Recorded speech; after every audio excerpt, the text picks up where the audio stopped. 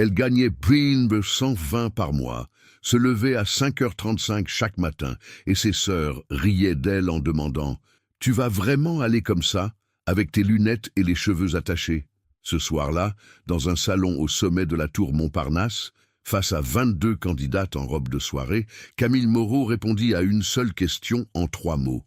Et un homme qui n'avait pas vraiment écouté quelqu'un depuis des années s'arrêta net, jusqu'à ce qu'il prononce les 4 mots que personne n'attendait et que tout change. Soutenez la chaîne en laissant votre like et votre commentaire, et voici notre histoire. Le réveil sonnait à 5h35, jamais à 5h34, jamais à 5h36. Camille Moreau n'avait pas besoin qu'on lui explique pourquoi la précision importait. Elle avait appris ça dans les couloirs étroits de l'appartement de Saint-Denis, là où les minutes gagnées le matin étaient les seules vraiment à elle avant que le monde commence à réclamer des morceaux. L'appartement faisait 43 mètres carrés. 43 mètres carrés pour 3 femmes adultes et une mère qui ne se déplaçait plus très bien depuis l'AVC de 2023. La salle de bain était minuscule, le couloir encombré et le matin, une logistique invisible réglait les mouvements. Qui utilisait quoi? Dans quel ordre? Combien de temps? Camille connaissait cette logistique par cœur parce que c'était elle qui l'avait établie. Et c'était elle qui la respectait sans jamais avoir à la rappeler aux autres. Chloé et Élodie dormaient encore quand elle sortit du lit. 31 ans, 33 ans. Ses sœurs aînées portaient des masques de nuit en soie et mettaient de la crème importée sur leur visage avant de s'endormir. Camille ne leur en voulait pas pour ça. Elle leur en voulait pour autre chose, parfois, mais pas pour la crème. Elle fit du café dans la cuisine silencieuse. Le percolateur était vieux, avec une résistance qui chauffait de travers et faisait un bruit métallique avant d'atteindre la bonne température. Elle avait appris à attendre ce bruit. Elle prépara la marmite de Madame Nadine en même temps, riz complet avec des légumes vapeur et un filet d'huile d'olive. Le médecin avait dit peu de sel, Camille avait dit d'accord et ne l'avait plus jamais oublié. Sa mère dormait encore dans la petite chambre au fond. Camille ouvrit la porte sans faire de bruit, vérifia que la fenêtre était entr'ouverte comme Madame Nadine l'aimait, et referma doucement. Le trajet jusqu'à la boulangerie prenait 22 minutes en métro depuis la station Basilique de Saint-Denis, avec un changement à la gare du Nord. Camille connaissait le nom de la plupart des conducteurs du premier service. Elle reconnaissait les habitués. L'homme avec le journal plié en 4, la femme avec le chariot de livraison, les lycéens qui dormaient debout les yeux ouverts.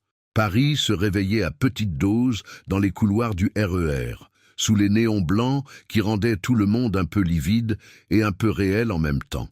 La boulangerie Tissot s'ouvrait à 7h. Camille était là, à 6h45. Elle avait travaillé là pendant 6 ans, derrière le même comptoir marqué sous les mêmes ampoules jaunies qui donnaient au pain une couleur chaude et au visage des clients une expression presque tendre. Elle connaissait les commandes habituelles avant qu'on les formule. Elle savait qu'il prenait 2 croissants le vendredi, mais un seul le lundi. Elle savait que M. Ferretti voulait toujours sa baguette tradition, bien cuite, mais pas trop. Une formulation qui n'avait aucun sens objectif, mais qu'elle traduisait parfaitement à chaque fois. Son salaire était de 1 920 € par mois, plus les tickets restaurants. 360 € partaient directement en médicaments pour sa mère, antihypertenseur, anticoagulant, le suivi neurologique trimestriel. Chloé et Élodie participaient au loyer quand elles pouvaient, formule qui signifiait, dans les faits, quand elles y pensaient, ou quand Camille avait la patience de le mentionner. Elle mentionnait de moins en moins. Ce n'était pas qu'elle se résignait. C'était qu'elle avait compris, au fil des années, que certaines batailles coûtaient plus d'énergie qu'elles n'en valaient, et que cette énergie, elle en avait besoin pour autre chose, pour continuer, pour payer les factures, pour être là quand sa mère avait besoin qu'on soit là. Être là, c'était quelque chose que Camille faisait naturellement, sans y attacher de nom ni de valeur particulière. Elle était là, c'était tout. Ce fut un mardi matin d'avril qu'Élodie lut l'annonce sur un réseau professionnel.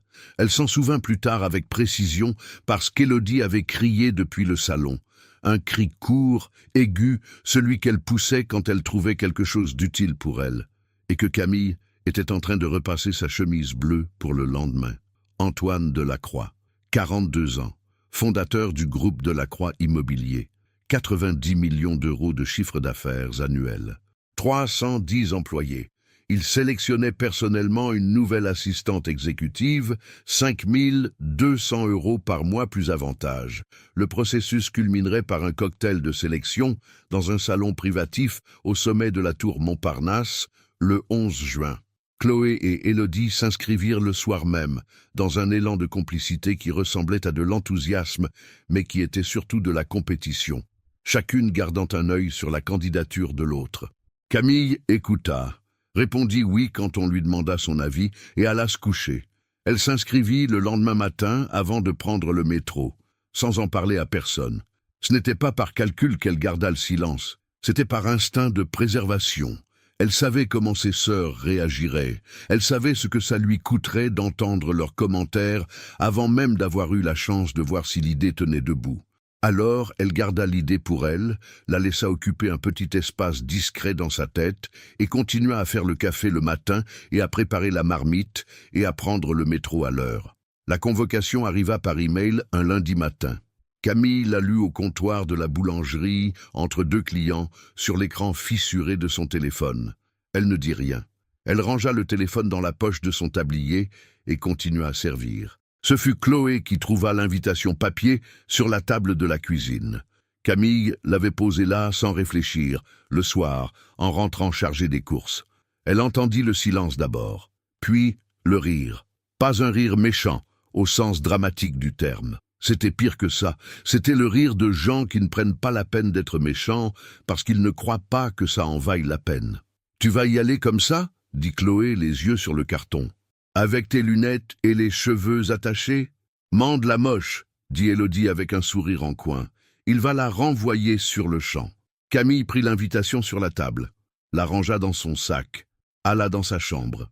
Elle ne pleurait pas, elle ne pleurait presque jamais. Mais elle sentit les mots s'installer quelque part dans la poitrine, là où les choses restent longtemps sans qu'on sache bien quoi en faire. Elle posa l'invitation contre le miroir, regarda sa propre image, la chemise, les lunettes, les cheveux, se demanda si elles avaient raison, puis se demanda pourquoi la réponse à cette question dépendrait d'elle. Elle alla chercher son fer à repasser. Le 11 juin tomba un jeudi. Le ciel de Paris était blanc en fin d'après-midi, une lumière diffuse qui ne décidait pas vraiment d'être belle. Elle était juste là, suspendue, douce à regarder si on prenait le temps. Camille n'avait pas pris le temps de regarder le ciel depuis plusieurs semaines. Elle arriva à la tour Montparnasse à 19h. Ses sœurs étaient là depuis 18h20. Elle le sut parce qu'Élodie lui avait envoyé un message à 18h22 avec un selfie dans l'ascenseur, sourire éclatant, robe bordeaux, commentaire qui n'en était pas un. Déjà là, Camille n'avait pas répondu. Elle portait la chemise bleu marine, la seule chemise habillée qu'elle possédait, repassée 2 fois pour être sûre, une jupe noire simple et les escarpins noirs qui lui comprimaient légèrement le petit orteil droit depuis la 3e année. Elle ne les avait pas remplacées. Les lunettes étaient celles de 2022, monture fine, un tout petit accroc sur la branche gauche qu'elle avait réparé au adhésif transparent si soigneusement qu'on ne le voyait qu'en cherchant. L'ascenseur montait en silence. Le salon s'ouvrait en demi-cercle avec des baies vitrées sur 3 côtés. Paris, au loin, orange et gris sous le soleil qui descendait. Des serveurs en noir portaient des plateaux de champagne, des fleurs blanches dans des vases cylindriques sur les tables hautes, 22 femmes en robe du soir, talons, maquillage professionnel. Un fond sonore de conversation feutrée. Camille prit un verre de champagne parce qu'on lui entendait un. Elle n'en but pas. Antoine Delacroix était debout près des fenêtres, légèrement à l'écart du groupe principal. Elle le reconnut de sa photo. Cheveux bruns foncés, quelques fils gris aux tempes, costume gris anthracite, la posture de quelqu'un à qui on ne répète pas les choses 2 fois. Il parlait avec une de ses consultantes, regardant la salle de façon régulière, méthodique, sans que son regard s'attarde nulle part en particulier. Camille alla se placer dans la file informelle que les candidates avaient spontanément formée. Elle observa. Les consultantes menaient les entretiens debout, questions courtes, réponses attendues. Antoine écoutait sans intervenir, hochant la tête parfois, ne manifestant aucune réaction visible, poli, précis, absent d'une certaine façon. Il resta 45 minutes à faire le tour du salon. 45 minutes d'attention également distribuée, d'une efficacité tranquille qui ressemblait à de la courtoisie, mais qui était surtout de la discipline. Camille était la 20e. Elle sentit le petit orteil droit au bout d'une heure debout, mais n'y pensa pas vraiment. Quand la consultante s'approcha d'elle avec son bloc-notes, Camille posa son verre sur la table la plus proche. Répondit aux questions sur son parcours. 6 ans en boulangerie, gestion administrative de la caisse, commande fournisseur, planning des équipes, pas de formation universitaire poussée, mais une organisation qui n'avait jamais mis un retard dans le bilan comptable. Elle ne cherchait pas à impressionner. Elle disait ce qui était vrai dans l'ordre où c'était vrai. La consultante nota, posa la question habituelle. « Quelle est votre plus grande qualité ?» Camille ne prit pas le temps de chercher. Elle avait entendu les autres répondre « Je suis rigoureuse, je suis proactive, je m'adapte facilement ». Des formules lisses qui circulaient d'une bouche à l'autre comme des billets usés. Elle dit « Je suis là ». 3 mots. Sans développement, sans exemple, sans sourire calculé. Il y eut un silence d'une seconde dans lequel la consultante faillit écrire, puis s'arrêta. Et Antoine Delacroix, qui n'avait pas regardé directement une candidate depuis 45 minutes, tourna les yeux vers Camille. Ce n'était pas un regard de séduction, ce n'était pas un regard de curiosité polie, c'était le regard de quelqu'un qui venait d'entendre quelque chose qu'il n'attendait plus, pas parce que c'était extraordinaire, mais parce que c'était simple, et que la simplicité vraie avait cessé depuis longtemps d'apparaître là où il cherchait. Il resta ainsi quelques secondes, les mains dans les poches, le dos légèrement tourné vers les fenêtres, Paris derrière lui dans les dernières nuances d'orange du soir. Puis il dit 4 mots, pas aux consultantes, pas à la salle, à Camille, directement. Vous étiez la seule. De l'autre côté du salon, Chloé et Élodie entendirent. Camille le sut parce qu'elle les vit, dans sa vision périphérique. 2 robes de soirée, 2 flûtes de champagne immobiles à mi-hauteur, 2 expressions qui ne savaient plus exactement quelle forme prendre. Elle n'eut pas le temps de ressentir ce qu'elle aurait dû ressentir, parce qu'Antoine continuait, avec la même voix directe et presque sèche qu'il avait utilisée toute la soirée. Toutes les autres avaient répondu ce qu'elle croyait qu'il voulait entendre. Elle avait répondu ce qui était vrai. Il voulait lui parler après l'événement. Il indiqua la table dans le coin du salon avec un geste bref. Camille dit d'accord. Ce n'était pas non plus un moment de triomphe. Elle n'avait pas gagné quelque chose encore. Elle avait juste été vue, peut-être pour la première fois depuis longtemps, par quelqu'un qui n'avait pas décidé à l'avance ce qu'il allait trouver. Les consultantes continuèrent avec les 2 dernières candidates. Le salon se vida progressivement. Les femmes récupéraient leurs manteaux. Les conversations se dissipaient. Camille vit Chloé et Élodie partir sans venir la voir, sans un mot. Élodie jeta un regard en arrière depuis l'entrée. Bref, difficile à lire. Puis disparut. La porte se referma. Et Camille resta. Le salon avait perdu sa densité. Les serveurs débarrassaient les plateaux en silence, récupéraient les flûtes abandonnées, repliaient les nappes des tables hautes avec des gestes précis et discrets. Les lumières du plafond avaient été légèrement atténuées. Quelqu'un avait dû appuyer sur un bouton quelque part, et Paris, derrière les vitres, était devenu plus présent, plus orange, plus réel que tout le reste dans la pièce. Antoine Delacroix s'installa à la table du coin, avec la décontraction de quelqu'un habitué à choisir où il s'assoit. Il n'attendit pas qu'on lui apporte quoi que ce soit. Un serveur passa, il fit un signe, 2 cafés arrivèrent 2 minutes plus tard. Camille prit sa tasse, sans commentaire. Le café était fort, amer à la première gorgée, exactement comme celui du percolateur de la cuisine de Saint-Denis, sauf que la tasse ici était en porcelaine fine et qu'on entendait Paris en dessous plutôt que le bruit du couloir. Antoine ne commença pas par des formules de politesse. Il posa les coudes sur la table, regarda Camille avec la même attention directe qu'il avait eue quelques minutes plus tôt, et demanda « Comment se passait une journée normale pour elle ?» Pas « Parlez-moi de vous ». Pas « Quelles sont vos ambitions professionnelles ?» comment se passait une journée normale. Camille remarqua la différence. Elle répondit dans le même registre, directement, sans décorer. Le réveil à 5h35. Le café préparé avant que les autres se lèvent. La marmite pour sa mère. Le métro depuis Saint-Denis, avec le changement à la gare du Nord. Le comptoir de la boulangerie, les commandes, les livraisons, le planning, la fermeture. Le retour le soir, les courses si nécessaire, les médicaments à renouveler le 1er du mois, sans exception. Antoine écoutait. Il n'opinait pas de façon performative, ne hochait pas la tête à intervalles réguliers pour montrer qu'il suivait.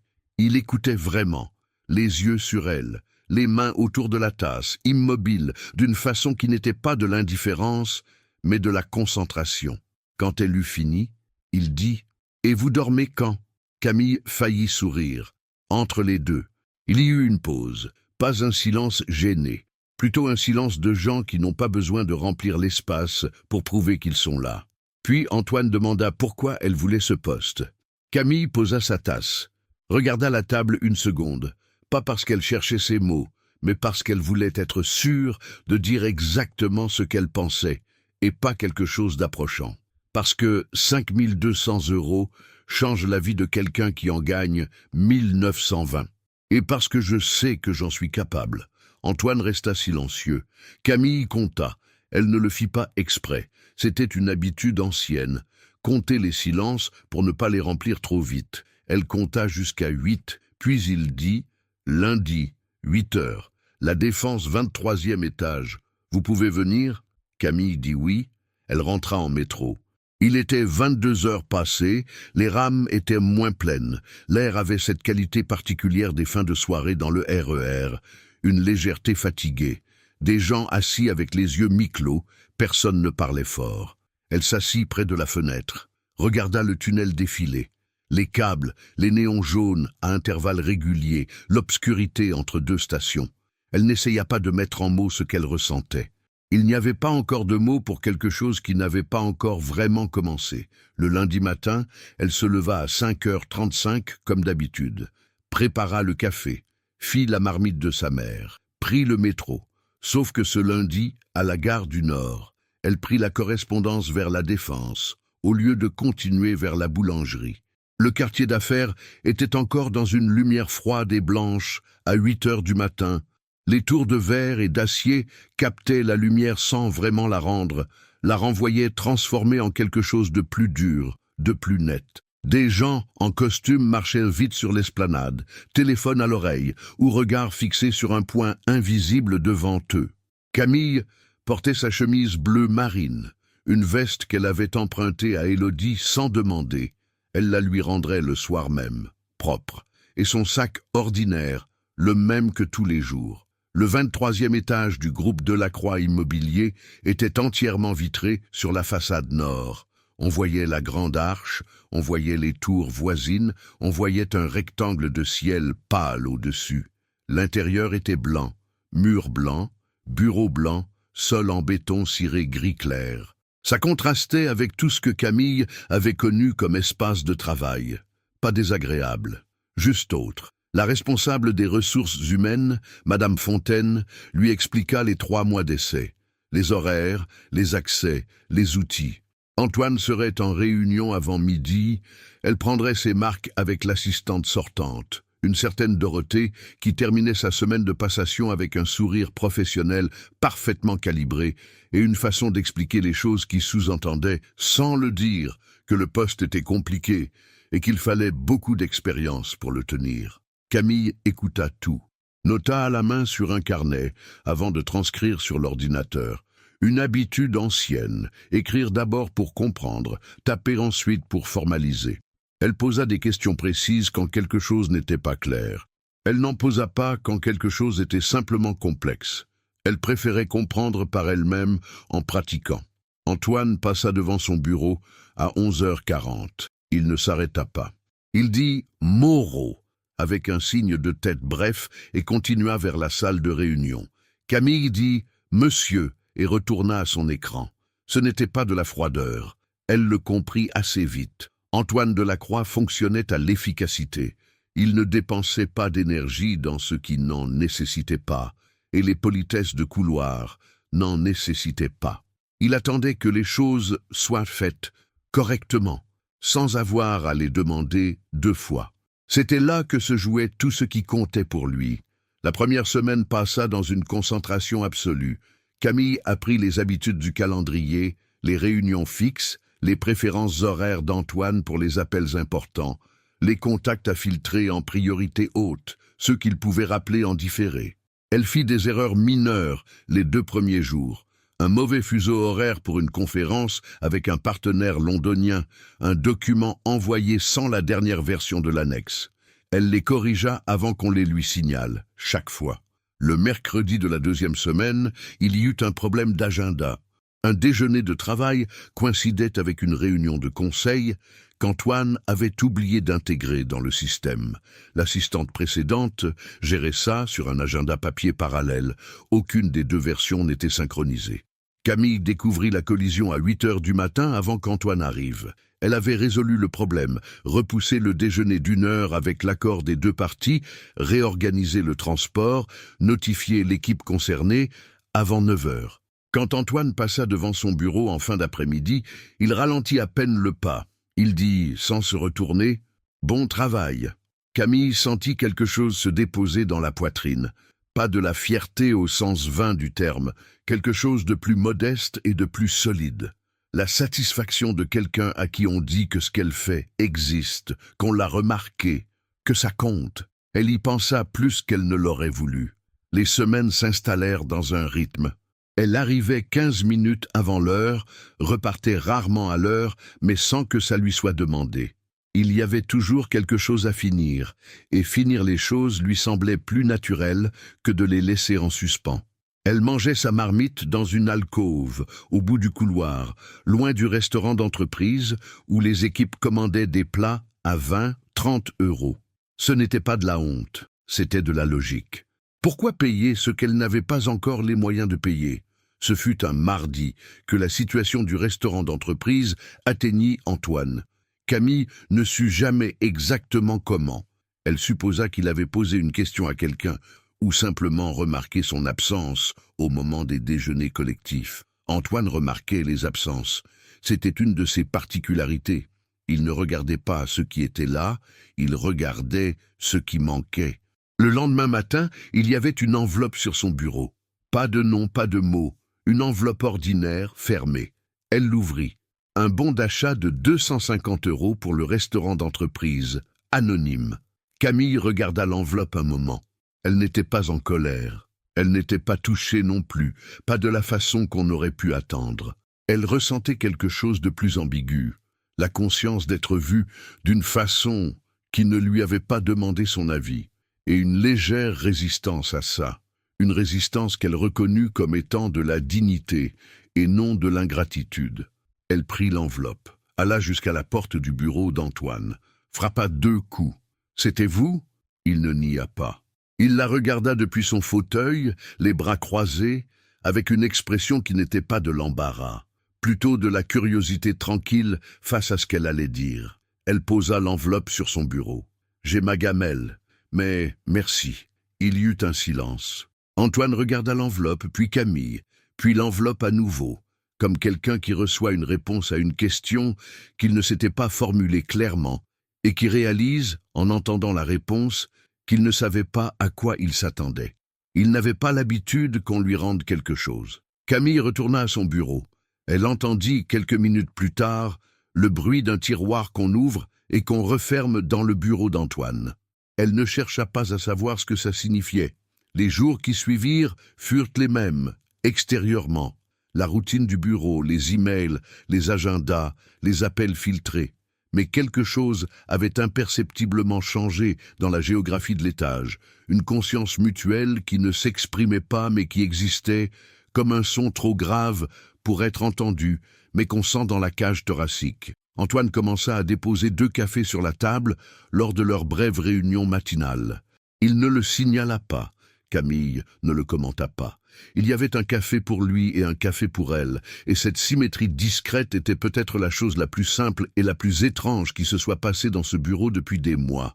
Ce que Camille ne voyait pas, parce qu'elle ne regardait pas dans cette direction, parce qu'elle s'était interdit de regarder dans cette direction sans vraiment se le formuler, c'est ce qui se passait de l'autre côté du bureau. Ce que traversait Antoine Delacroix dans ces mêmes semaines, dans ce même espace blanc et vitré qui était le sien depuis 5 ans, depuis le divorce, depuis le moment où il avait compris que l'argent était une protection efficace contre beaucoup de choses, mais pas contre le silence du dimanche matin dans un appartement de 240 mètres carrés à Neuilly. Il avait 42 ans. Il avait fondé le groupe Delacroix à 34 dans les suites d'une crise du secteur immobilier que ses associés avaient vécu comme un désastre et lui comme une opportunité. Il avait travaillé avec l'intensité de quelqu'un qui n'a pas le temps d'avoir peur. Il avait eu raison sur presque tout ce qui comptait dans les tableaux de bord et les projections financières. Il avait eu tort sur Claire. Ou plutôt, il avait cru que ce qu'il construisait professionnellement était aussi une façon de construire quelque chose pour eux, pour leur vie commune. Et il avait mis tant d'années à comprendre que Claire attendait sa présence, pas le résultat de son absence. Le divorce avait été propre, documenté, sans scène. Il n'avait pas d'enfant. Les avocats avaient réglé les détails. Antoine avait gardé l'appartement de Neuilly, les parts de la société, la sensation désagréable d'avoir fait correctement toutes les mauvaises choses dans le bon ordre. Depuis, il travaillait. C'était ce qu'il savait faire. Il recrutait bien, gérait bien, décidait bien. Il avait des relations sociales fonctionnelles, des dîners de réseau, des collaborations stimulantes, quelques amitiés anciennes trop éloignées géographiquement pour combler grand-chose. Il était occupé. Être occupé ressemblait à quelque chose. Puis il y avait eu ce cocktail, le 11 juin, au sommet de la tour Montparnasse. 22 candidates, 45 minutes de politesse professionnelle, et une femme en chemise bleu marine qui avait dit « Je suis là », comme si c'était la chose la plus évidente du monde, et qui avait rouvert, sans le vouloir, une question qu'il avait cessé de se poser parce que les réponses faisaient trop de bruit. Le mois de juillet arriva avec une chaleur sèche et blanche sur la Défense. Le genre de chaleur qui rebondit sur le béton et le verre et revient plus dur, sans l'humidité qui aurait au moins eu la décence de rendre l'air respirable. Les climatiseurs du 23e étage maintenaient une température constante et froide qui contrastait avec le monde dehors de façon presque cruelle. Camille gardait toujours une veste sur le dossier de sa chaise. Elle avait appris ça la première semaine. Les 3 mois d'essai avançaient sans que personne les mentionne. Camille ne les comptait pas. Elle travaillait, c'était tout, et le temps passait dans le travail, comme il avait toujours passé, mesuré en choses faites et non en jours écoulés. Elle avait trouvé ses repères dans l'étage. Qui avait besoin d'être relancé, qui livrait en avance, quels fournisseurs rappelaient le matin et lesquels attendaient l'après-midi. Comment formuler un refus de la part d'Antoine pour que la personne en face ne se sente pas écartée, mais simplement recalée avec courtoisie. Elle avait aussi appris certaines choses sur Antoine lui-même, par accumulation, non pas parce qu'il se confiait, il ne se confiait pas, mais parce que les gens révèlent beaucoup par la façon dont ils travaillent, si on fait attention. Antoine relisait 2 fois tout ce qu'il signait. Il n'envoyait jamais un email dans les 5 minutes suivant une conversation difficile. Il attendait, rédigeait, attendait encore. Il détestait les réunions sans ordre du jour précis et le faisait savoir avec une économie de mots impressionnante. Il arrivait parfois le samedi matin. Camille le savait, parce que certains fichiers portaient des horodatages du week-end. Et parce qu'une fois, un lundi, il y avait un gobelet de café en carton sur son bureau, le genre qu'on achète seul dans une boulangerie de quartier, pas celui des machines de l'étage. Elle avait regardé ce gobelet plus longtemps qu'il n'aurait fallu. Un jeudi de juillet, il y eut une réunion avec des investisseurs belges qui se prolongea bien au-delà de l'heure prévue. Quand les équipes ressortirent de la salle de conférence, il était presque 14 heures. Camille était encore à son bureau. Elle avait décalé son déjeuner en attendant que la réunion se termine pour transmettre les documents finaux dès que nécessaire. Antoine sortit le dernier, le dossier sous le bras, et s'arrêta en voyant que son bureau était encore occupé. « Vous n'avez pas déjeuné ?»« Pas encore. » Il hésita une seconde, une hésitation brève, presque invisible si on ne l'avait pas observé suffisamment longtemps pour reconnaître ses rythmes. « Il reste du plateau de la réunion. Fromage, pain, quelque chose, si vous voulez. » Camille dit d'accord. Ils mangèrent dans la salle de conférence déserte face au reste du plateau, comté affiné, bris de mots, quelques tranches de pain de campagne, des raisins secs dans un ramequin. Ce n'était pas un déjeuner organisé.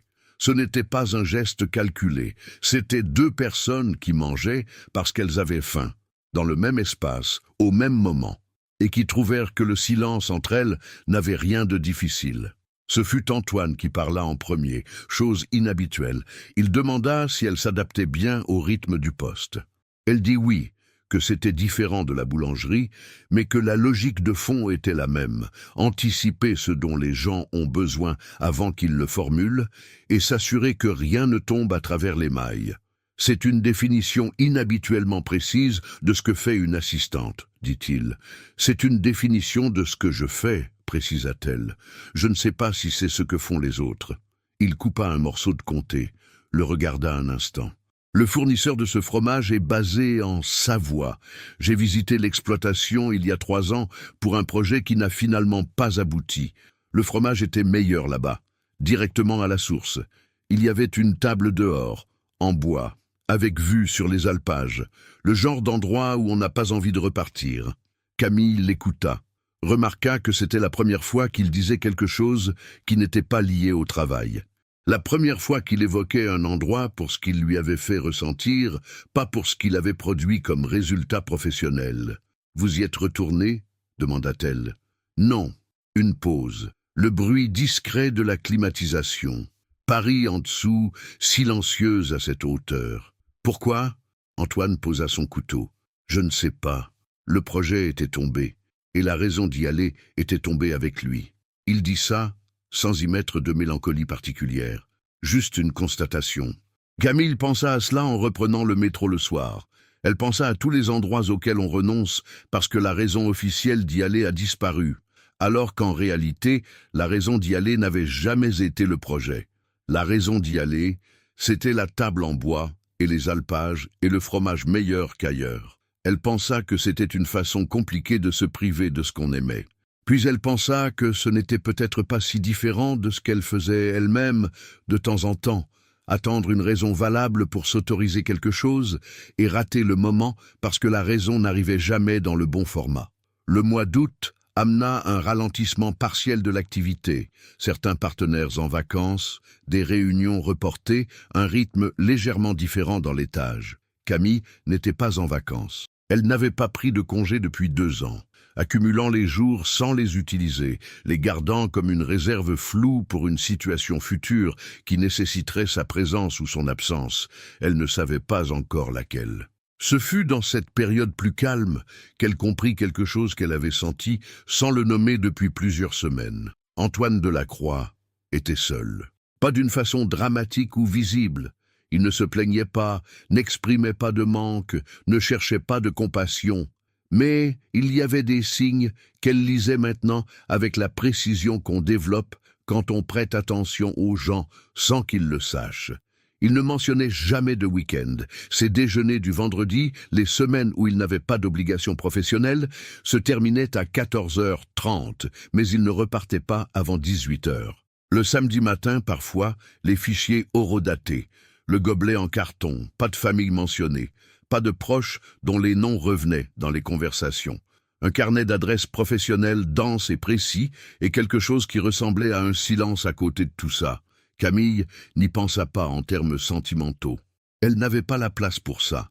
Elle avait Saint-Denis, sa mère, les médicaments du 1er du mois, et maintenant ce poste qu'elle n'avait pas encore tout à fait envie d'y croire, comme si nommer sa propre stabilité risquait de la faire disparaître. Mais elle y pensa en termes humains, avec la même empathie tranquille qu'elle appliquait à Madame Ferretti, qui prenait 2 croissants le vendredi parce que son mari était mort un vendredi, et que les croissants avaient été sa dernière commande. Les gens laissaient des traces dans leurs habitudes. Il fallait juste regarder. Ce fut un vendredi d'août qu'Élodie apparut à la réception du groupe de la Croix. Camille apprit sa présence par la standardiste, qui l'appela avec une légère gêne dans la voix. « Il y a une femme en bas qui dit être votre sœur, elle n'a pas de rendez-vous. » Et quelque chose se resserra brièvement dans sa poitrine avant qu'elle dise qu'elle descendrait dans 5 minutes. Elles se retrouvèrent sur le trottoir de La Défense, dans la chaleur d'août qui n'avait pas faibli. Élodie portait une robe légère et des lunettes de soleil. Et elle regardait les tours autour d'elle avec une expression qui mêlait l'admiration et quelque chose d'autre, quelque chose que Camille reconnut sans vouloir le nommer tout de suite. « Tu vas bien ?» demanda Camille. « Oui, je passais. » Élodie n'habitait pas La Défense et n'avait aucune raison d'y passer. Elles le savaient toutes les deux. « Comment c'est ? Bien !» Élodie hocha la tête, regarda les tours encore, puis elle dit ce qu'elle était venue dire avec un ton qui voulait être de la lucidité, mais qui était en réalité de la peur de quelqu'un qui voit une porte se fermer et qui n'a pas encore décidé si c'est grave. « Tu sais qu'il ne te verra jamais comme son égal, hein ? Tu es l'assistante. Pour lui, tu es un meuble. » Camille ne répondit pas immédiatement. Elle laissa la phrase exister dans l'air entre elles, dans la chaleur et le bruit de fond de l'esplanade. Elle regarda sa sœur, vraiment regarder, pas pour chercher une attaque à contrer, mais pour essayer de comprendre d'où venait cette phrase et pourquoi Élodie avait fait le trajet jusqu'ici pour la prononcer. Elle ne trouva pas de malveillance. Elle trouva quelque chose de plus vieux et de plus triste, une façon de protéger sa propre image en réduisant celle de quelqu'un d'autre. Une façon de rendre le succès de Camille moins menaçant en le vidant de sa substance. « Merci d'être passé », dit Camille. Elle remonta au 23e étage, mais la phrase resta, pas comme une vérité. Camille n'était pas naïve, au point de confondre une assistante exécutive avec une égale dans la hiérarchie d'une entreprise de 90 millions d'euros. Elle connaissait les rapports de force. Elle savait où elle se trouvait dans l'organigramme. Mais il y avait dans la formulation d'Élodie quelque chose qui allait au-delà de l'organigramme, l'idée qu'elle n'existait pas vraiment pour Antoine, qu'elle n'était qu'une fonction, un meuble parmi les meubles blancs du 23e étage. Et c'était cette idée-là qui s'installa insidieuse et silencieuse dans les jours suivants. La semaine d'après, Antoine l'invita à l'accompagner à un dîner avec des investisseurs près des Champs-Élysées. Il formula ça simplement. Présence professionnelle utile, dîner à 20h, tenue correcte exigée, vous pouvez ? Comme s'il demandait si elle pouvait envoyer un document. Camille dit que ce n'était pas dans les termes de son contrat. Antoine la regarda. Il y eut quelque chose dans son regard qui ressemblait à de l'incompréhension. Pas de l'offense, pas de la froideur, juste la légère désorientation de quelqu'un dont les repères habituels ne fonctionnent plus. « C'est noté », dit-il. Il y alla seul. Les 2 semaines qui suivirent furent les plus froides depuis le début. Pas d'hostilité. Antoine n'était pas du genre à exprimer un ressentiment par le comportement, mais quelque chose s'était effacé dans l'espace entre eux.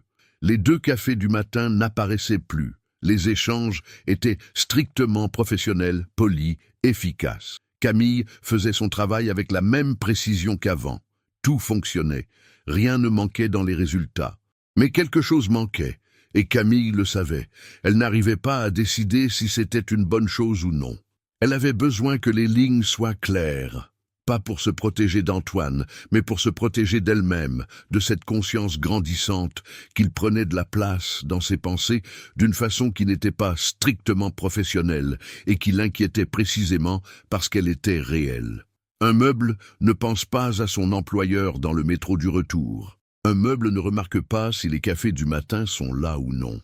Ce fut un après-midi de pluie, un jeudi de la 3e semaine d'août, qu'Antoine fit quelque chose qu'il n'avait jamais fait depuis le début. Il quitta son bureau en milieu d'après-midi, chose rare, traversa l'open space et s'assit sur la chaise en face du bureau de Camille. Il posa 2 cafés. Il avait les bras croisés avec la légère raideur de quelqu'un qui n'est pas tout à fait à l'aise avec ce qu'il s'apprête à faire. Dehors, la pluie frappait les vitres par rafales courtes. Paris était gris et flou au-delà du verre. « Qu'est-ce que j'ai fait ?» demanda-t-il. Camille posa son stylo. Elle le regarda, sa façon directe de regarder, sans détour, mais sans agressivité. Elle pouvait mentir, elle pouvait dire que tout allait bien, elle pouvait choisir la version qui préservait le confort de tout le monde. Elle ne le fit pas. Ce n'est pas vous, c'est moi. Je me suis rappelé où est ma place. Antoine ne répondit pas tout de suite. La pluie, le bruit sourd de la climatisation. Quelqu'un, loin dans l'open space, raccrocha un téléphone. « Et où tu crois qu'elle est, ta place ?»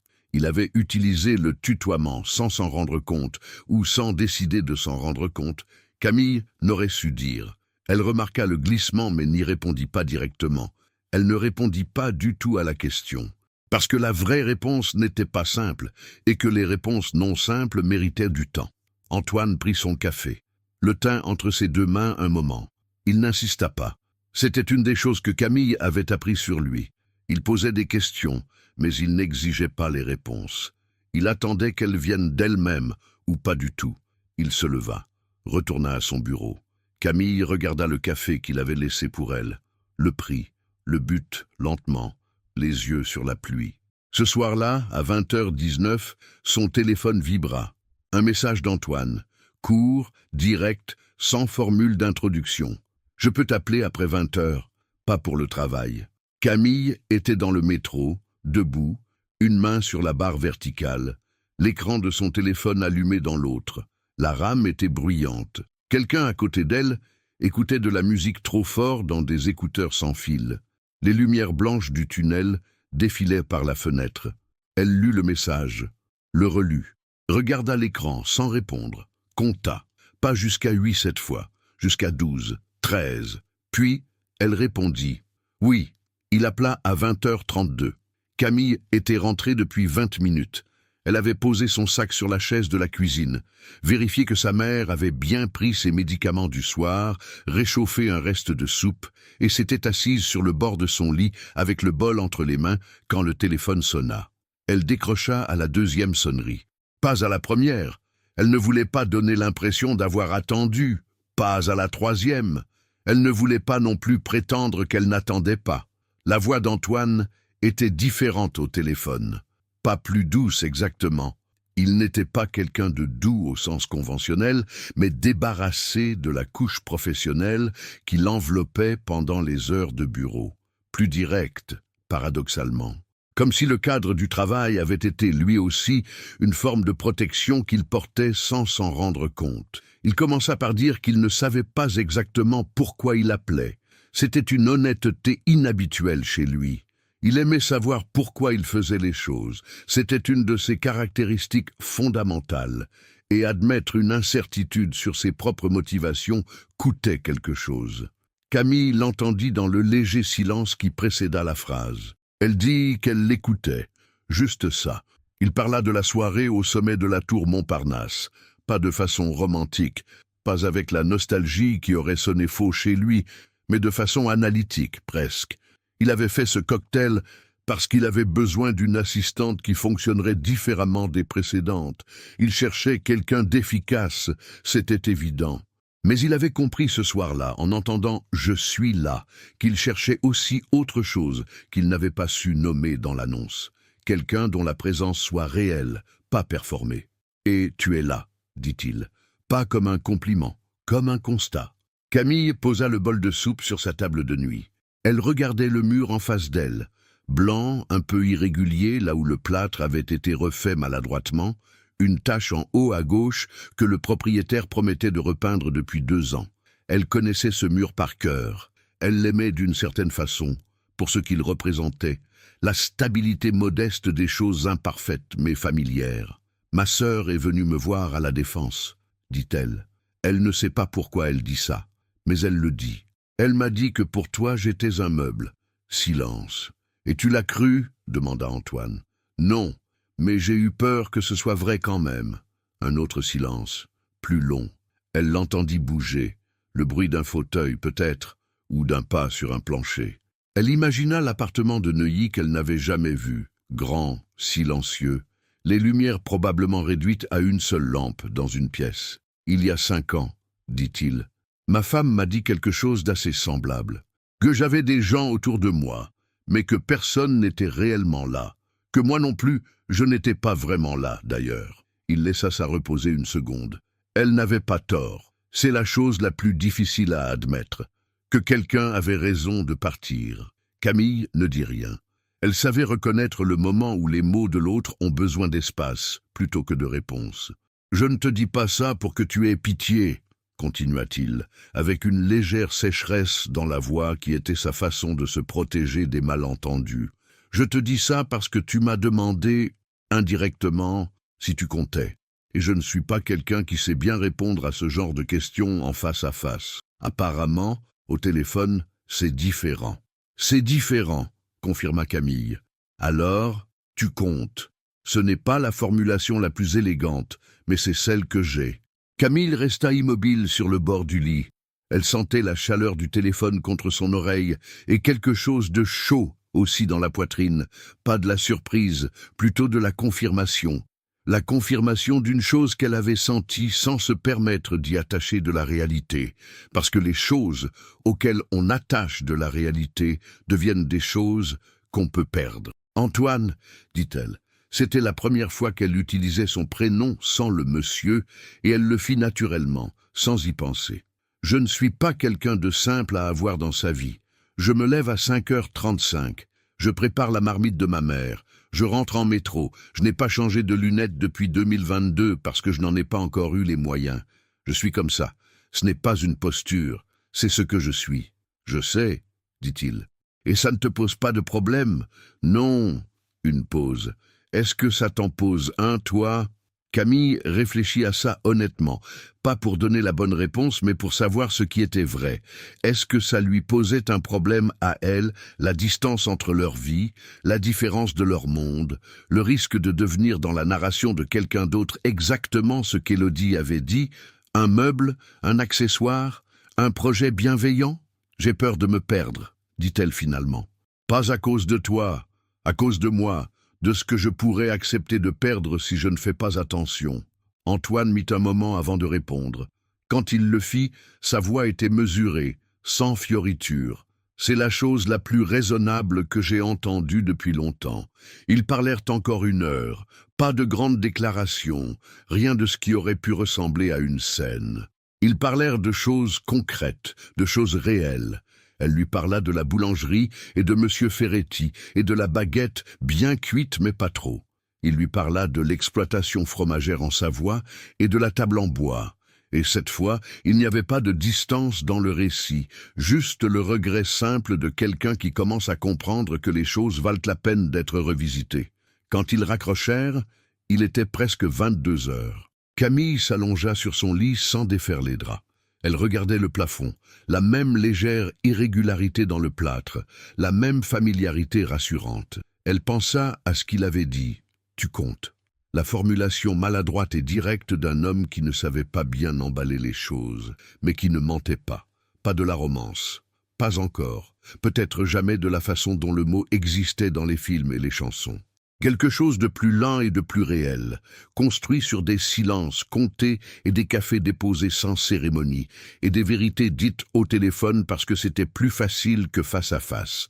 Elle éteignit la lumière, entendit, à travers la cloison mince, la respiration régulière de sa mère qui dormait.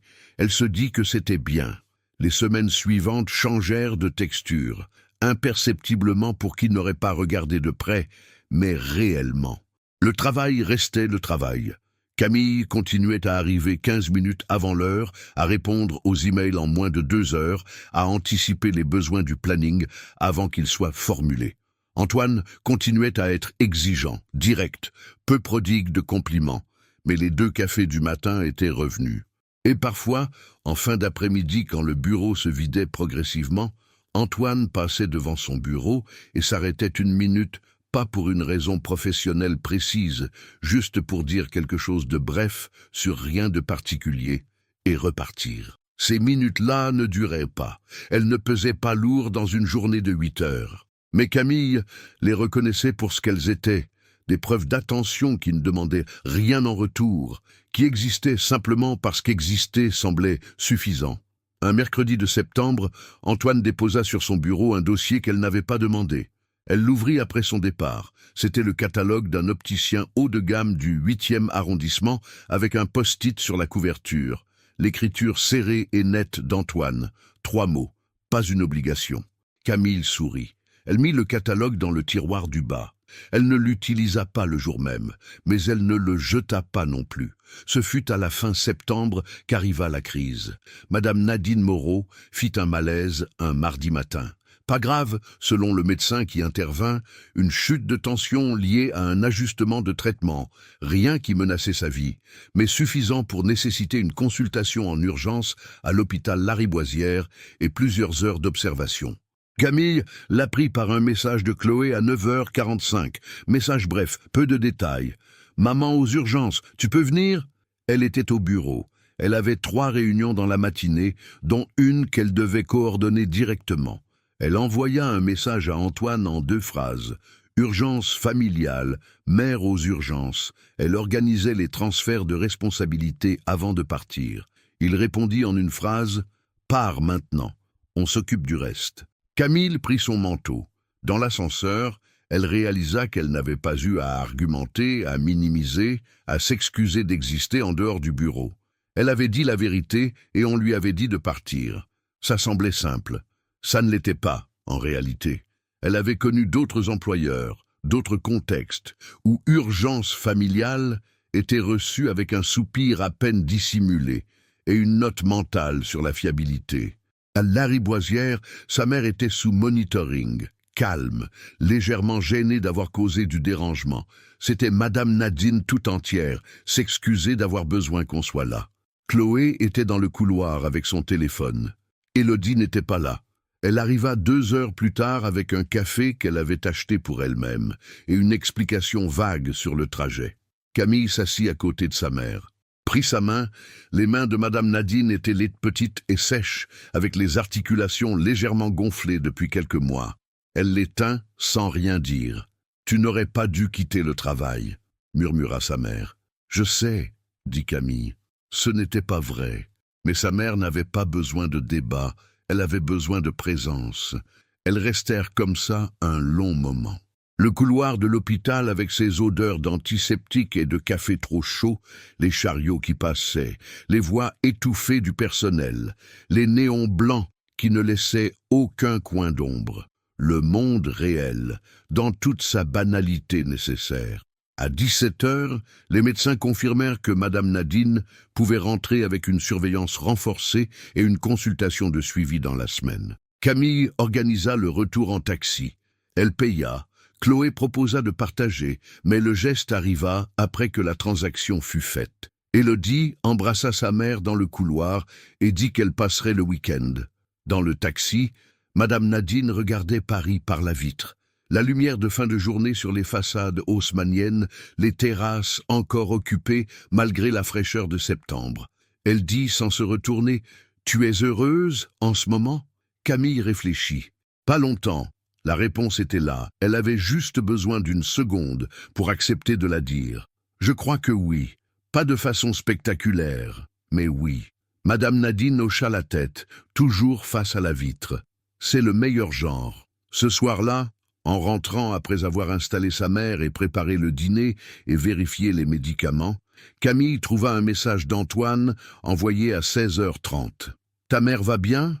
Elle répondit « Oui, merci de demander. » Il répondit 3 minutes après « Bien, repose-toi, demain peut attendre. » Camille posa le téléphone, regarda le plafond de la cuisine, pas le sien, celui de l'appartement familial, plus bas, avec une légère tache d'humidité dans le coin que personne n'avait jamais fait réparer. Elle pensa que demain pouvait attendre était peut-être la phrase la plus contre nature qu'Antoine Delacroix ait jamais prononcée, et qu'il l'avait prononcée sans que ça lui coûte visible quelque chose. Les gens changeaient, pas d'un coup, pas de façon spectaculaire, mais ils changeaient dans les petits gestes, dans les phrases courtes envoyées à 16h30, dans les post-it sur les catalogues d'opticiens, dans les cafés déposés sans cérémonie sur un bureau un matin de pluie. Camille se leva, alla vérifier une dernière fois que sa mère dormait. Elle dormait. Octobre arriva avec une lumière différente sur Paris, plus basse, plus dorée, la lumière qui entre par les fenêtres en oblique et fait des rectangles chauds sur les parquets et les murs. Les arbres de l'esplanade de la Défense perdaient leurs feuilles par plaques, et le matin, Quand Camille traversait l'espace entre la station de métro et l'entrée de la tour, elle entendait le bruit sec des feuilles mortes sous ses pas. Un son d'enfance, un son qui appartient à un certain type de mémoire corporelle qu'on ne cherche pas mais qu'on reconnaît immédiatement quand il revient. Elle avait changé de lunettes. Pas au cabinet d'optique du 8e arrondissement. Elle avait choisi un opticien indépendant du 10e, monture fine en acétate brun clair, 180 € après remboursement mutuel. Elle n'en avait pas parlé à Antoine. Il avait remarqué le premier matin depuis sa porte, sans rien dire, juste un regard une demi-seconde plus long que d'habitude.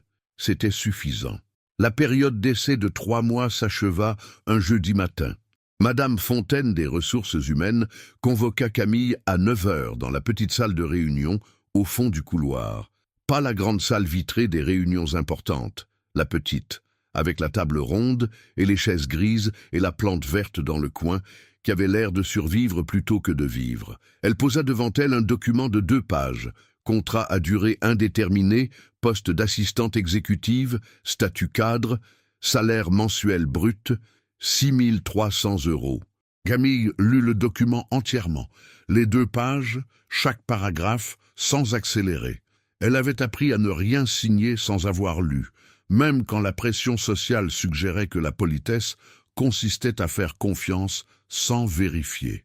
Elle vérifia. Tout était correct. Elle signa. Madame Fontaine lui dit « Félicitations » avec un sourire professionnel chaleureux.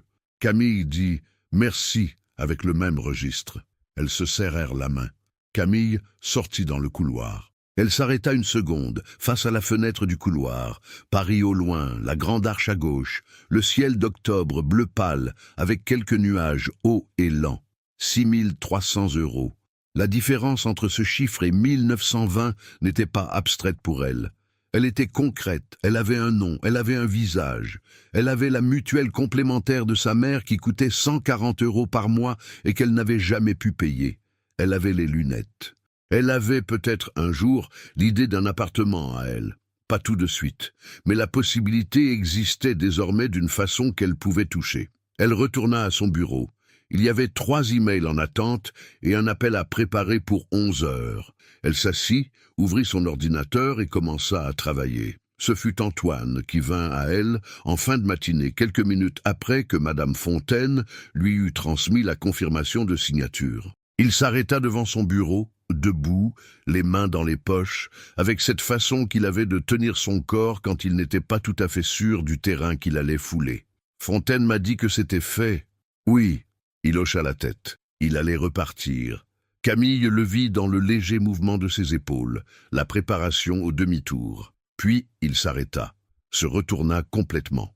Regarda Camille avec quelque chose dans les yeux qui n'était ni de la froideur ni du calcul. Quelque chose de plus nu, de plus difficile à ranger dans une catégorie. Le 6300, c'est le mérite. Pas autre chose, je voulais que ce soit clair. C'est clair, dit Camille. Bien, une pause. Et le reste, ce qui n'est pas le mérite, je ne sais pas encore exactement comment ça s'appelle, mais ça existe. Et je préfère que tu le saches aussi. Camille le regarda, pas avec surprise. Elle l'avait senti, elle le savait depuis la pluie d'août, et le message à 20 h 32 et la table en bois en Savoie raconté 2 fois. Elle le savait depuis les cafés du matin et les post-it sur les catalogues. Elle le savait avec la certitude tranquille des choses qu'on reconnaît parce qu'elles ont pris le temps de devenir réelles. « Je sais », dit-elle. Il repartit vers son bureau. Camille tourna les yeux vers son écran. Mais elle resta une seconde sans rien faire, juste là dans le bruit doux de l'open space, la lumière d'octobre sur les surfaces blanches, Paris derrière les vitres. Pas de la romance de film, pas de déclaration en hauteur avec vue panoramique. Juste 2 personnes qui avaient dit la vérité à voix basse dans un couloir un jeudi matin et qui allaient retourner travailler. C'était bien comme ça. Les semaines qui suivirent portèrent la marque d'une légèreté nouvelle dans l'étage. Légèreté invisible à qui ne regardait pas. Légèreté que Camille aurait refusé de nommer à voix haute. Parce que les choses fragiles ont besoin de silence pour tenir. Ils ne changeaient pas leurs habitudes de façon ostensible. Le travail restait le travail. Les réunions, les dossiers, les appels filtrés, les partenaires belges et les investisseurs suisses et les chantiers en cours dans 3 arrondissements simultanément.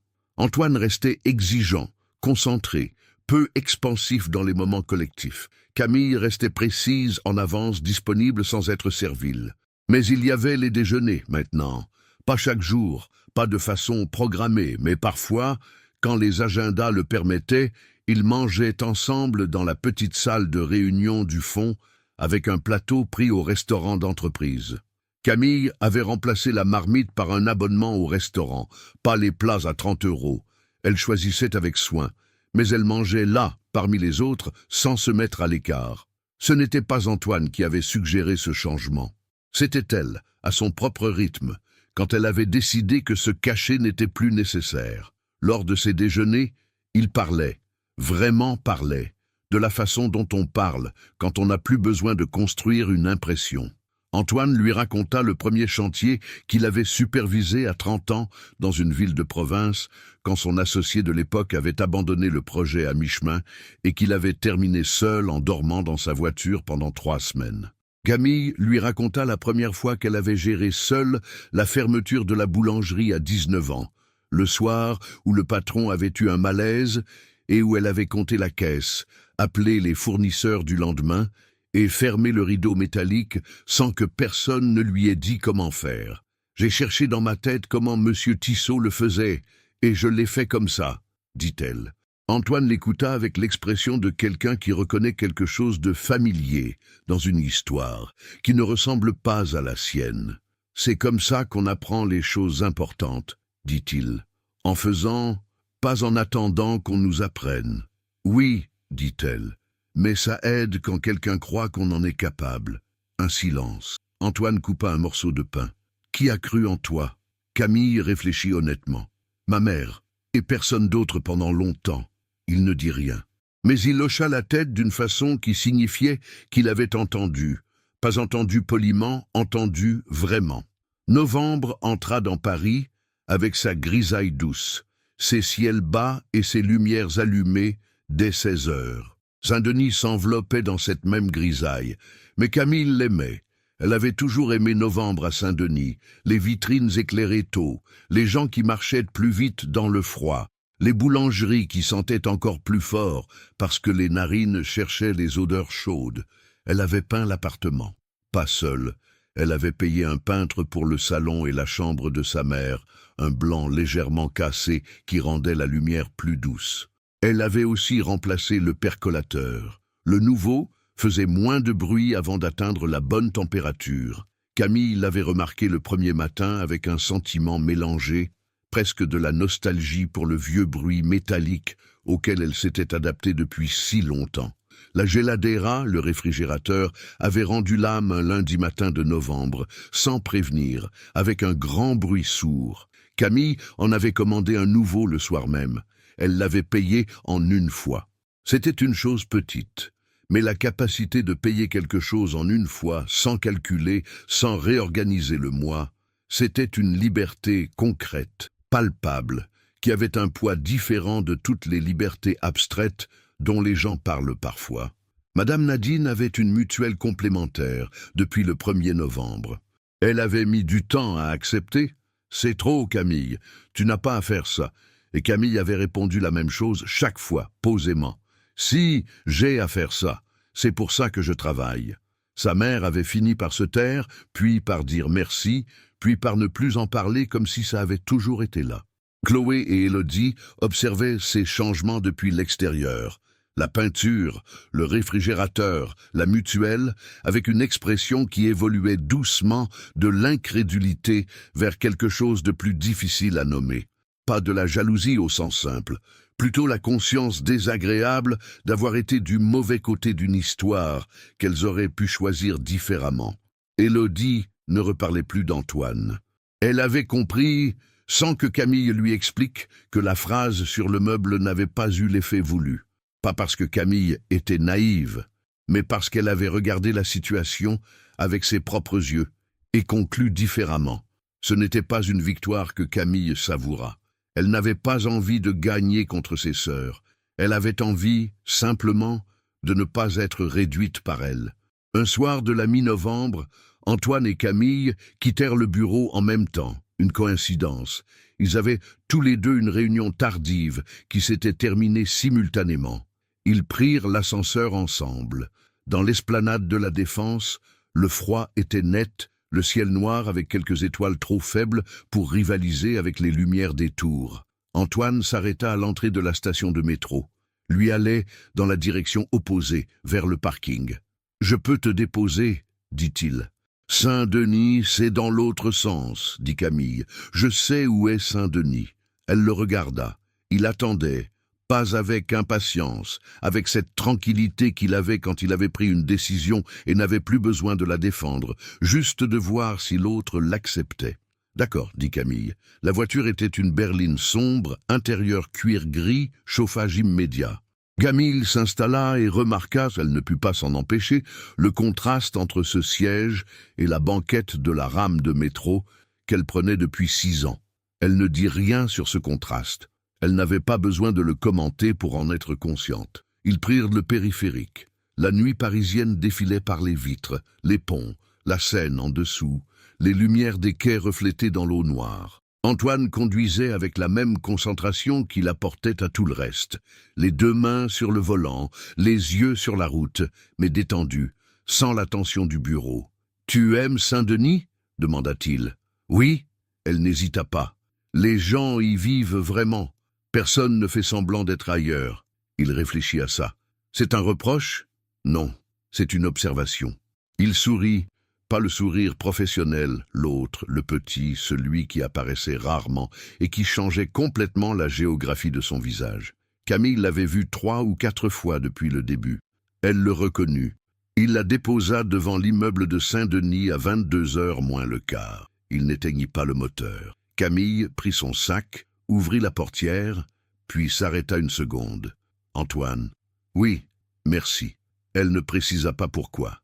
Pour le trajet, pour le café du matin, pour tu comptes, pour bon travail, pour le post-it sur le catalogue, pour avoir demandé comment allait sa mère, pour tout ça à la fois, sans avoir à le lister.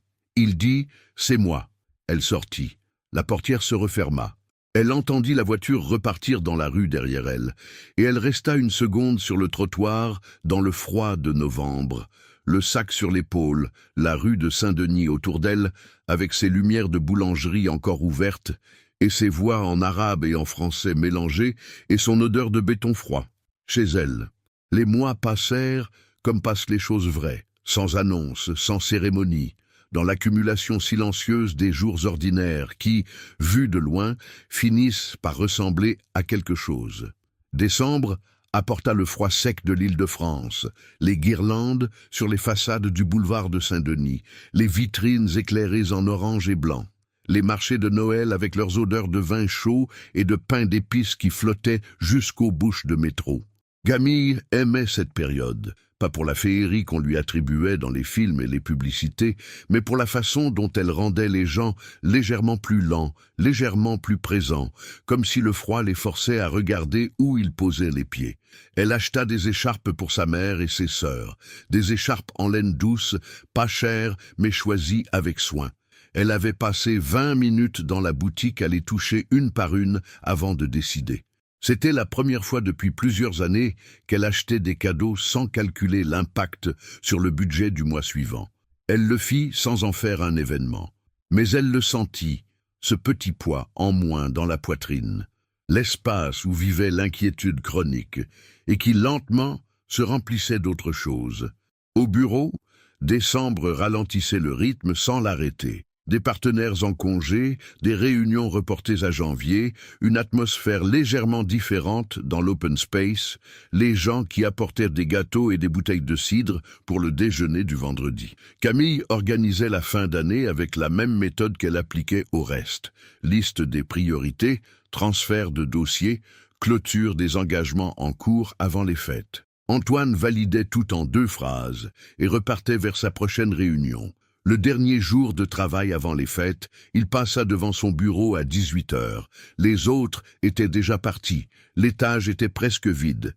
Les lumières automatiques avaient commencé à s'éteindre dans les zones inoccupées. Il s'arrêta, posa sur son bureau une enveloppe. « Joyeux Noël », dit-il, avec la légère raideur de quelqu'un à qui les formules saisonnières ne viennent pas naturellement. Camille prit l'enveloppe, l'ouvrit. C'était une carte, sobre, grise, sans illustration, sur laquelle il avait écrit à la main, dans son écriture serrée et nette, « Pour quelqu'un qui est là. Vraiment.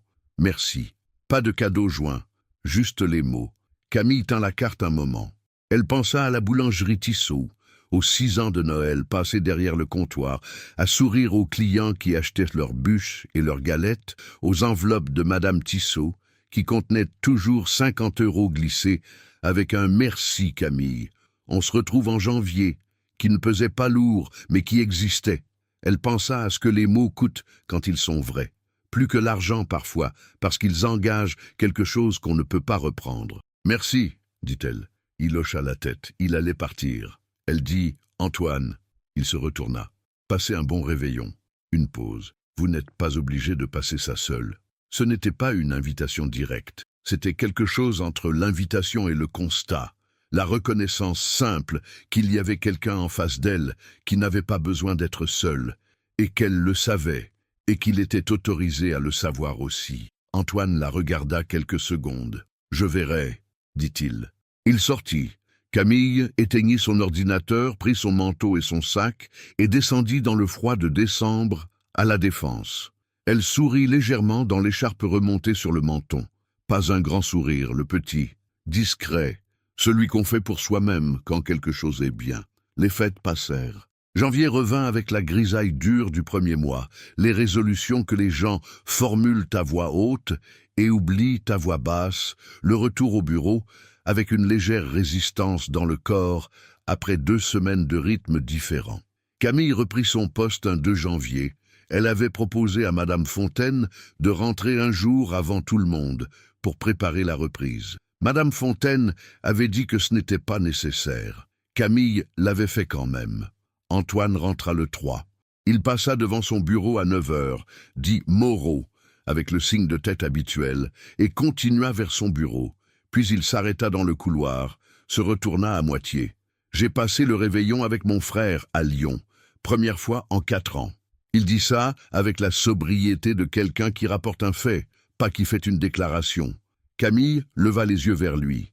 Il y avait quelque chose dans son regard, difficile à nommer précisément, quelque chose qui ressemblait à de la gratitude sans en avoir la forme habituelle. « C'était bien ?» demanda-t-elle. « Oui. » Une pause. « C'était bien. » Il repartit. Camille sourit vers son écran, discrètement, et ouvrit sa boîte mail du matin. Le printemps arriva sur Paris, avec la brutalité joyeuse qu'il avait parfois dans les bonnes années. Froid jusqu'à un jeudi, puis soudainement, un vendredi matin. L'air était différent. Les arbres du boulevard avaient des bourgeons, et les gens relevaient le visage vers le soleil dans le métro comme des plantes vers la lumière. Camille remarqua ce changement un matin en traversant l'esplanade de la Défense. La façon dont la lumière frappait les tours différemment, moins dure, plus oblique et chaude. Elle avait visité 3 appartements depuis janvier. Pas à Saint-Denis, pas encore. Elle n'était pas prête à quitter sa mère tout à fait, mais dans des quartiers limitrophes, des appartements à elle, pour elle seule. Un studio à Aubervilliers, trop petit. Un 2 pièces à Épinay-sur-Seine. Bien, mais sans lumière. Un autre à Saint-Ouen, au 3e étage, avec une fenêtre sur une rue calme et des voisins qui avaient l'air de vraiment vivre là. Elle n'avait pas encore signé, mais l'idée existait désormais comme une réalité proche plutôt qu'un fantasme lointain. Elle en parla à Antoine, un jeudi de mars, pendant un de leurs déjeuners dans la petite salle du fond. Il l'écouta décrire les 3 appartements, les avantages, les inconvénients, la fenêtre sur la rue calme de Saint-Ouen. Il ne dit pas « tu devrais prendre celui-là ».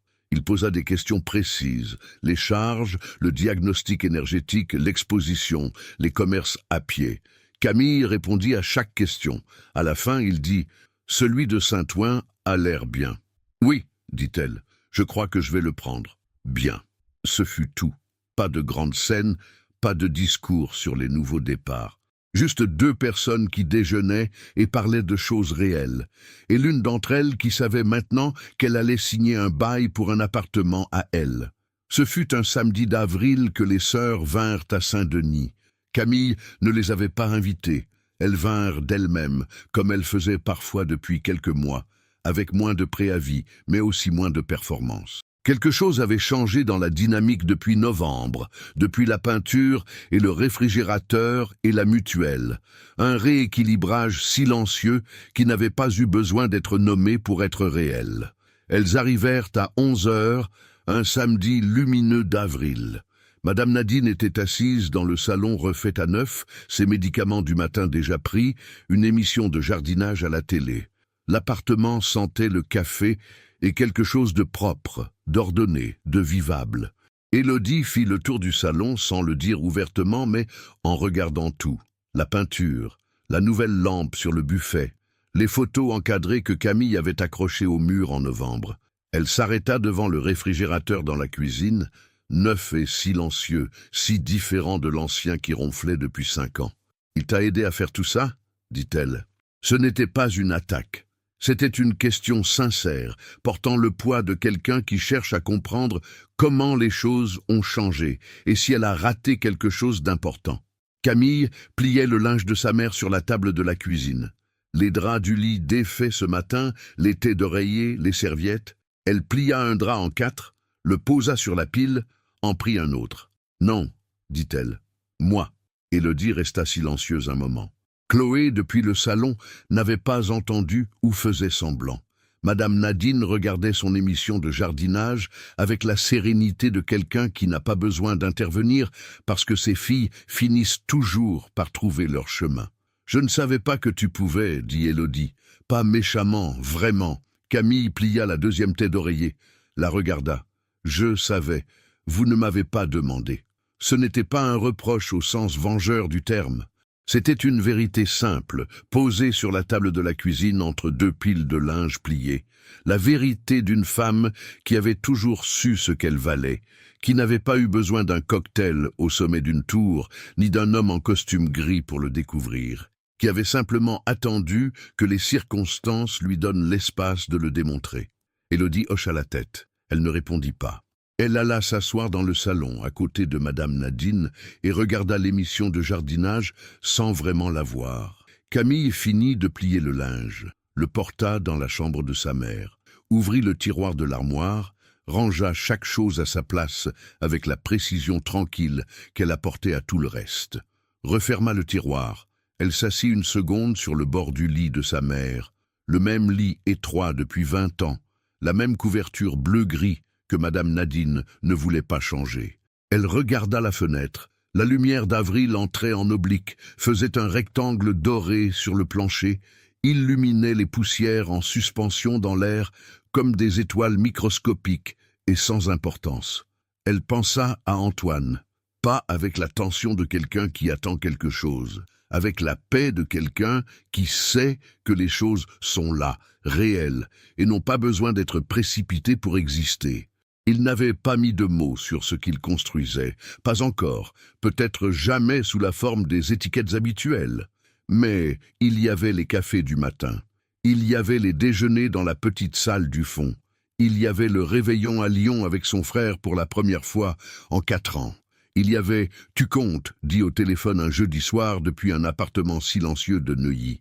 Il y avait la façon dont il regardait les problèmes quand elle les posait sur la table, avec la même sérieux qu'il apportait aux projets immobiliers, parce que ce qui lui importait vraiment, et parce qu'il avait appris, lentement, que la présence valait plus que la solution. Ce n'était pas une histoire de sauvetage. Personne n'avait sauvé personne. Camille n'avait pas besoin d'être sauvée. Elle avait besoin d'espace, d'un salaire juste, et que quelqu'un s'arrête assez longtemps pour regarder ce qui était vraiment là. Antoine n'avait pas besoin d'être guéri. Il avait besoin de se rappeler que la présence était possible, qu'elle ne coûtait pas ce qu'il croyait, qu'on pouvait être vraiment là sans perdre ce qu'on était. Ils se l'étaient donné mutuellement, pas dans un grand geste, pas dans une déclaration sous la pluie. Dans le quotidien patient des choses construites à la bonne vitesse. La vraie révolution ne s'était pas passée au sommet de la tour Montparnasse, le soir du 11 juin, quand Antoine avait dit « Vous étiez la seule » et que les sœurs avaient gelé avec leur flûte de champagne à mi-hauteur, Cette phrase avait ouvert une porte, mais une porte n'est pas une destination. La vraie révolution s'était passée dans les semaines et les mois d'après, dans les petits choix accumulés, chaque matin à 5h35, chaque marmite préparée pour une mère aimée, chaque note prise à la main avant d'être tapée, chaque enveloppe rendue sur un bureau, chaque vérité dite sans fioriture, chaque silence laissé exister sans le remplir de peur. La vraie révolution, c'était Camille qui n'avait pas attendu qu'on lui dise qu'elle en était capable, qui l'avait su depuis le début, qui avait juste attendu que le monde ait la décence de regarder. Un mardi de mai, 15 jours avant de signer le bail de Saint-Ouen, Camille entra dans le bureau d'Antoine à 17h30 avec un dossier à valider. Elle le posa sur son bureau. Il le parcourut, signa, le lui rendit. Leurs mains se croisèrent une seconde sur le dossier. Juste une seconde. Rien de romanesque, rien de calculé. Un contact ordinaire entre deux personnes qui partagent un espace depuis des mois et qui n'ont plus besoin de faire semblant que ça ne compte pas. Elle leva les yeux vers lui. Il dit, en voix basse, avec la directness qui était la sienne depuis le début et qu'elle avait appris à aimer précisément parce qu'elle ne trichait pas. « Tu m'as demandé où est ta place. Ta place est là où tu décides qu'elle est.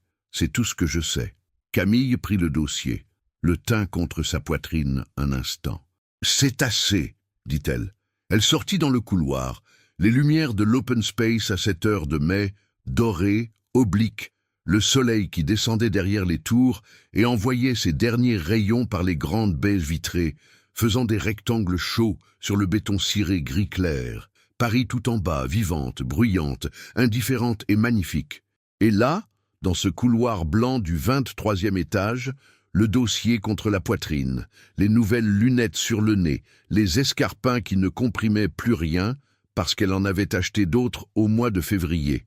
Des escarpins à elle, à sa taille, payés sans calculer le mois suivant. Camille Moreau comprit que la richesse avait toujours eu cette forme-là pour elle. Pas les tours de verre, pas les plateaux de fromage fin, pas les voitures sombres avec chauffage immédiat. C'était ça. Être là, vraiment là, dans sa propre vie, avec ses propres choix, sans avoir à réduire ce qu'elle était pour que les autres se sentent à l'aise avec leur idée d'elle. C'était la dignité, c'était la continuité, c'était le droit d'occuper l'espace qu'on mérite sans s'en excuser. Et dans l'appartement de Saint-Denis, repeint en blanc cassé, avec le nouveau réfrigérateur silencieux et les photos encadrées sur le mur et la couverture bleu-gris sur le lit de sa mère, tout ça existait déjà. Tout ça avait toujours existé. Il avait fallu qu'Antoine Delacroix s'arrête 45 minutes dans un salon panoramique et dise 4 mots pour que le monde le voie enfin. Mais Camille, elle, le savait depuis bien avant.